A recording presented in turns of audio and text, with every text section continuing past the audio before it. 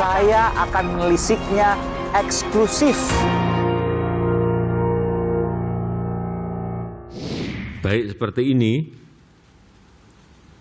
harus mulai disiapkan secara detail infrastruktur sehingga wisatawan datang tetapi COVID-nya terkendali. Kita tunjukkan bahwa kita mampu mengelola, mampu mengendalikan manajemen yang ada di lapangan.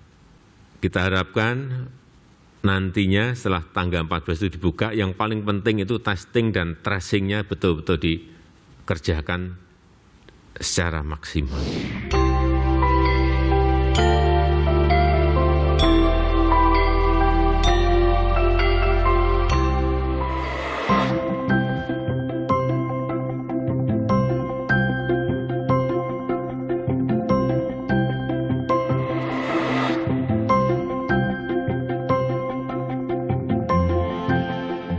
Saudara, hidup berdampingan dengan wabah konon harus segera dilakukan meskipun tidak boleh meninggalkan perhitungan keamanan soal kesehatan.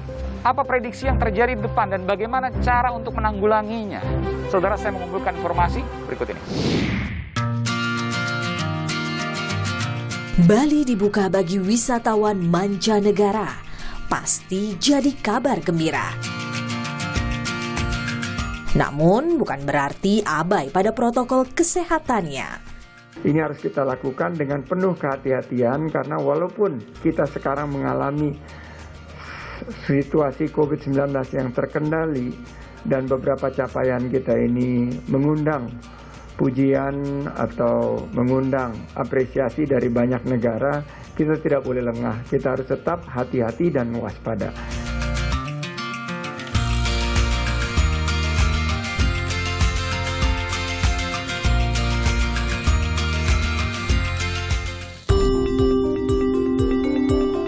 Dari 5 negara yang dibuka untuk Bali, setidaknya ada 2 negara yang saat ini menjadi perhatian. Di antaranya adalah Korea Selatan. Kasus COVID-19 di negeri ginseng ini tercatat melonjak sejak beberapa pekan lalu.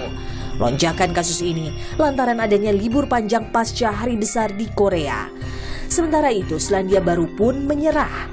Negara burung kiwi ini sulit mengejar strategi nol kasus COVID-19 lantaran kasus varian Delta yang meluas.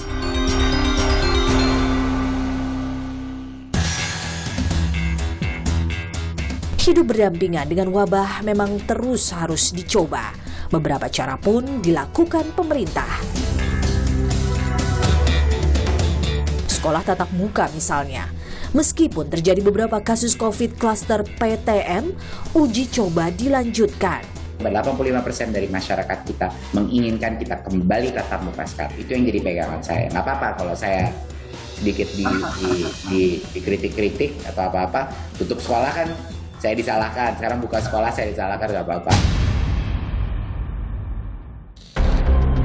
Pemerintah juga mulai menambah kapasitas karyawan yang bekerja dari kantor. Perkantoran non-esensial di kabupaten kota level 3 dapat melakukan 25% work from office bagi pegawai yang sudah divaksinasi dan harus sudah memakai QR Peduli Lindungi. Meski ada yang harus diperhatikan, menyiapkan diri menghadapi kemungkinan terburuk yang bisa terjadi, maka protokol kesehatan tak boleh dilonggarkan. Ini tentu ada perubahan-perubahan. Nah, yang paling penting adalah bagaimana kita membuat skenario-skenario. Andai kata ini kan hal yang semua tidak bisa prediksi. Singapura tidak bisa prediksi juga dirinya di kejadian per hari ini ya. Yang tadinya punya konsep kita usah hidup berdampingan, akhirnya apa yang terjadi kita dengar. Kan sekarang Singapura juga lagi menghadapi masalah yang besar. Itu bisa terjadi di mana-mana, sehingga kita perlu menyiapkan beberapa skema-skema, plan A, plan B, plan C. Jadi tidak persoalan hitam putih, dibuka atau tidak dibuka, kan begitu persoalannya. Hidup baru, kata yang tepat. Lebih repot? Pasti. Tapi tak ada bandingnya demi kesehatan. Layaknya istilah alias adagium hukum terkenal, salus populi suprema lex esto. Keselamatan rakyat nomor 1 dan harus menjadi hukum paling tinggi.